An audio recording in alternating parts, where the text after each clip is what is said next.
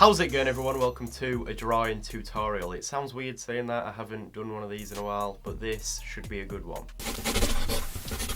So first of all, let me explain what this exercise is, what we are going to be doing, and how it can improve your drawing skills. To put it simply, I'm going to take an object, break it down into basic forms, and then construct it on different angles in perspective. From doing this, I'll be able to study the object, improving my visual library, and then be able to draw it from imagination without the need for a reference image. So yeah, let's get on with it. Now this is quite challenging, so to get started, we need to arm ourselves. The object I'll be drawing today is this M16 A4 rifle, and the reason I've picked this as our subject is because it's a good example to break down into individual forms and draw in different angles. So I have this side view of the object I'm drawing, and this is all I have to work with. Now because of that, I'm going to have to make the most of what's available, and in some cases improvise and make up part of the drawing. For example, I can't see every detail on the top from this image, so I'll have to make something up. I'm not concerned with the details though, the main thing is to focus on the construction.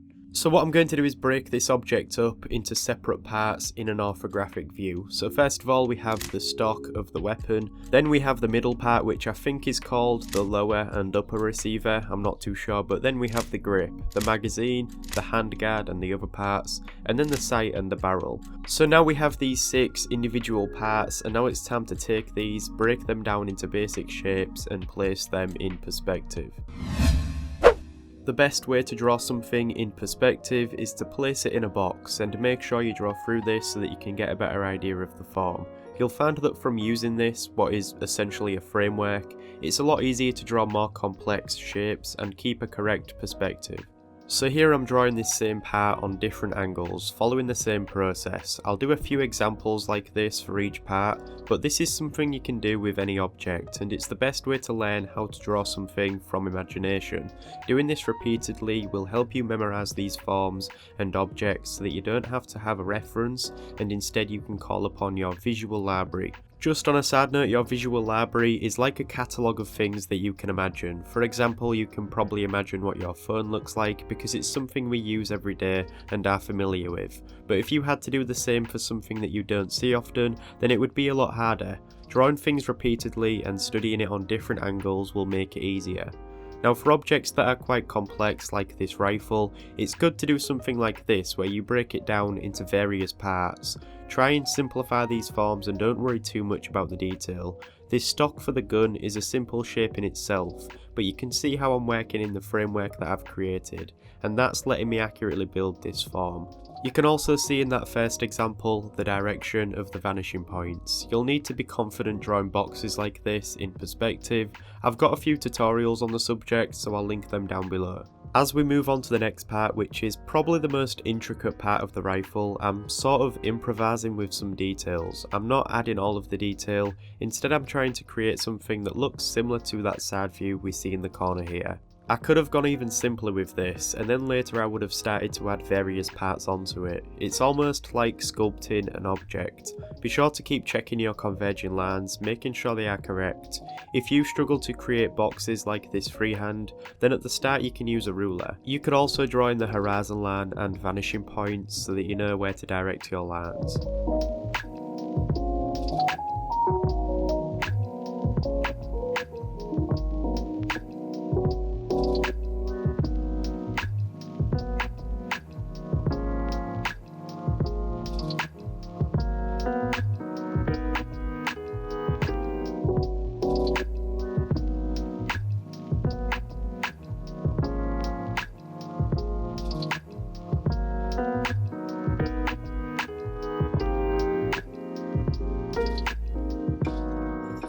So here are a few examples of this part, and now let's move on to the next. The next part, which is the grip, is a simple form just like the stock of the weapon, and these rounded shapes can be quite tricky to portray in your drawing. A few ways to make this shape more obvious is to draw through your form as if it's in an X-ray view, or you could add a few lines or details to help suggest the overall form. It's helpful to find some kind of starting point for each time you draw one of these parts. For instance, I find it easy to start on one facade of the box that I create, and that way I'm able to work forward more confidently.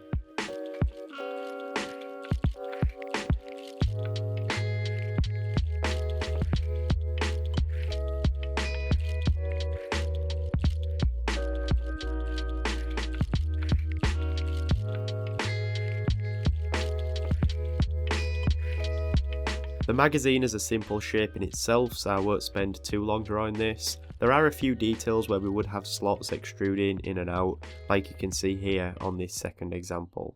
For the last two parts of the rifle, we have the handguard, the barrel, the sight and all of that stuff. I'm not too familiar with the correct terms when it comes to different parts of guns like this, but you get what I mean. This part is pretty much a cylinder, so a few techniques are being used to create ellipses either side. I discuss all of this in my perspective drawing tutorial. Here I'm just going to add a few details so that it isn't just a complete cylinder, but again, if I was wanting to keep things simple, then it would be fine to leave it like that and then add details later.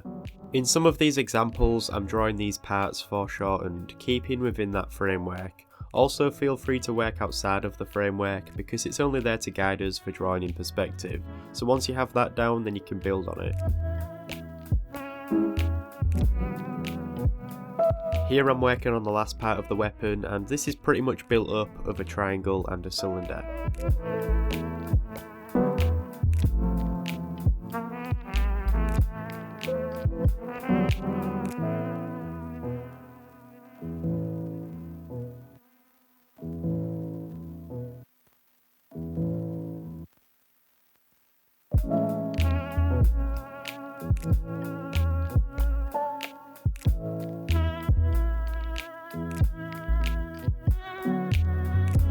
Okay, so now we have drawn all of the individual parts that make up this M16 rifle. I'm going to give a quick example of how all of these basic forms would come together. The best way for me to do this is to draw some kind of exploded diagram. With this I'm forgetting about the details and just stripping it down to the simple shapes. Even when it's like this, you can still see what it is I'm drawing. So now that we are drawing all of these pieces together, it means that we are going to be drawing them all at the same perspective. I found that once we have drawn one part, like the stock here, and established a perspective using our box, then it's a lot easier to draw in the rest. I'm drawing through all of these shapes to get a better feel for them, and these forms are easy to memorise, and if you draw them repeatedly on different angles, you'll become more familiar with them. We can all imagine a cube rotating, right? And eventually you'll be able to do the same with these. The next step after that would be to draw these forms with detail and bring it all together. As I'm creating these finished drawings, I'm looking at the side profile of the weapon that we had at the start, and this helps me get an idea for the details that I'll need to add onto these forms. I'm familiar with how this goes together and how each piece appears now, so I can confidently draw this up in perspective. You'll notice how I start by constructing a box in perspective for the overall weapon, and this is doing the same thing as it did when I was drawing separate parts.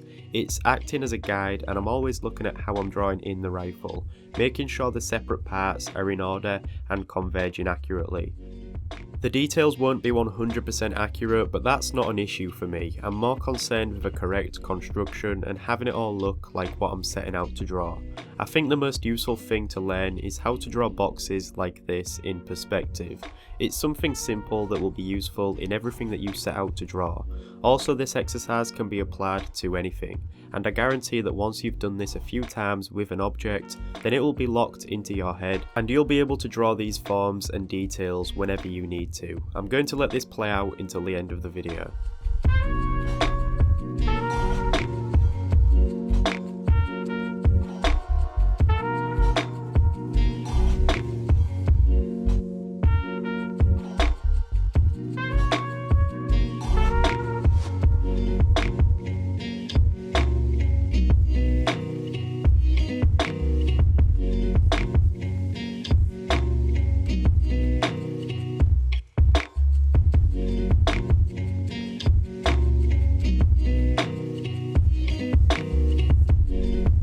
So there we go, that pretty much wraps up this tutorial. If you found it useful, then please give the video a like because it helps me out. Subscribe to stay up to date with all of the videos I'll be putting out in the future. I have loads of different content over on the channel, so feel free to go check that out. And yeah, that's everything. Thank you for watching. I'll see you in the next one.